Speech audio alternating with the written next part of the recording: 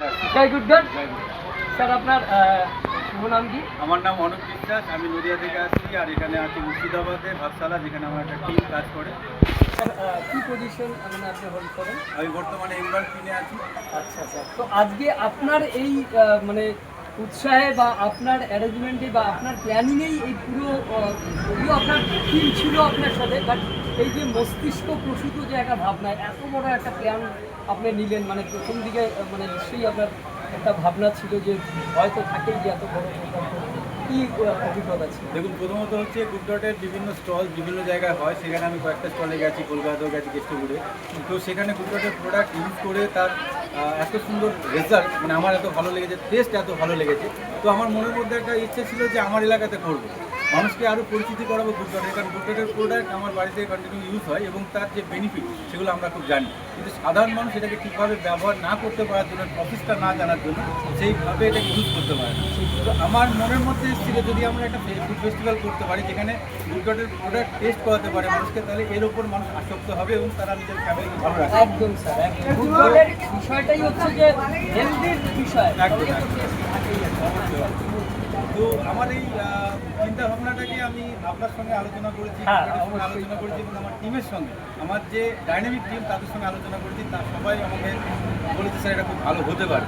তো আমি ফার্স্টে একটু ভয় ছিলাম যে কতটা লোককে অ্যারেঞ্জমেন্ট করতে পারবো, কারণ তার একটা ক্রাইটেরিয়া থাকে, একটা গুডডট ফেস্টিভ্যালের একটা সিস্টেম থাকে।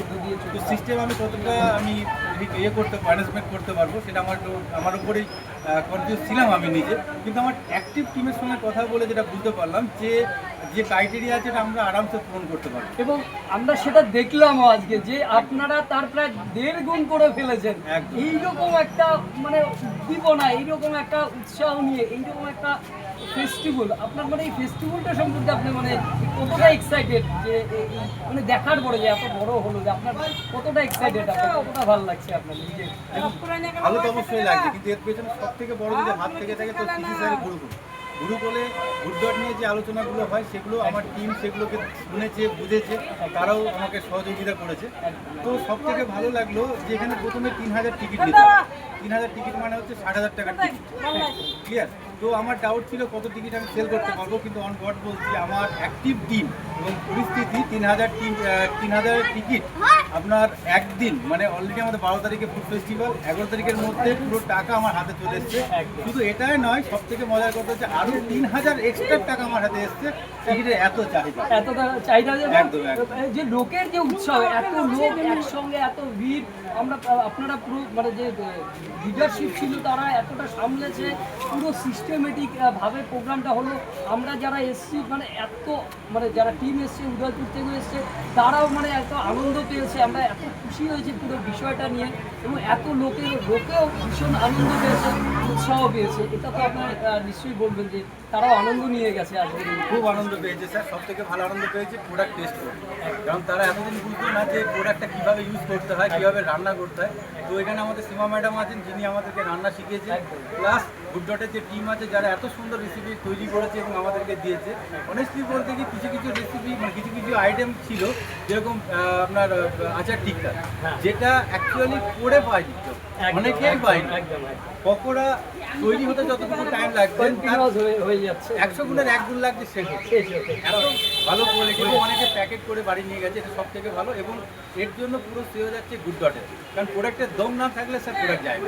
তো অনেক ধন্যবাদ গুডডটের টিমকে, অনেক ধন্যবাদ গুডডটকে, অনেক ধন্যবাদ সীমা ম্যাডামকে, অনেক ধন্যবাদ স্যার আপনাকেও অনেক অসংখ্য ধন্যবাদ। আমি প্রত্যেকেই বলবো যারা আমরা আরসিএম পরিবারে রয়েছি, আরসিএম পরিবারের সঙ্গে যুক্ত, গুডডট পরিবারের সঙ্গে আমরা যুক্ত রয়েছি, তাদের প্রত্যেককেই বলবো গুডডটের ফুড ফেস্টিভ্যাল, আরসিএম গুডডটের ফুড ফেস্টিভ্যাল বলছি, এই ফুড ফেস্টিভ্যাল আপনারা করলে শুধু যে আমরা স্বাস্থ্য নিয়ে কথা বলি, এবং সেটা তো সবসময় বলছি যে স্বাস্থ্য ভালো রাখতে হবে, আরসিএম পরিবার থেকেও কিন্তু স্বাস্থ্য নিয়েই কথা হয়, বাট এটা যে এত টেস্টি হতে পারে সেটা আপনারা ফুড ফেস্টিভ্যালে এলে একসঙ্গে অনেকগুলো প্রায় 5টা আমরা রেসিপি তৈরি করা হয়, সে 5টা রেসিপির টেস্ট একবারে করা যেতে পারে।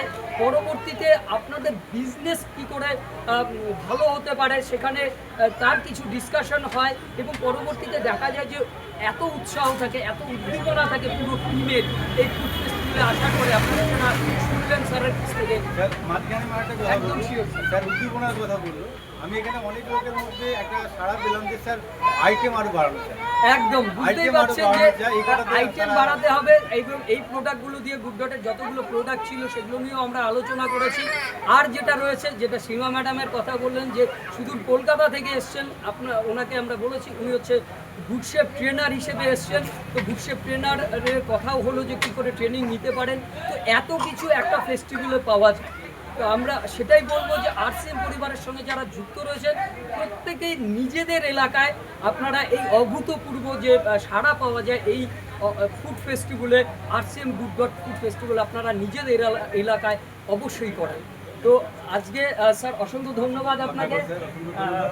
জয় জয় গুড ডট, জয় জয় গুড ডট, হর ঘর গুড ডট। আর ঘাট ঘাট গুড ডট, জয় আরসিএম।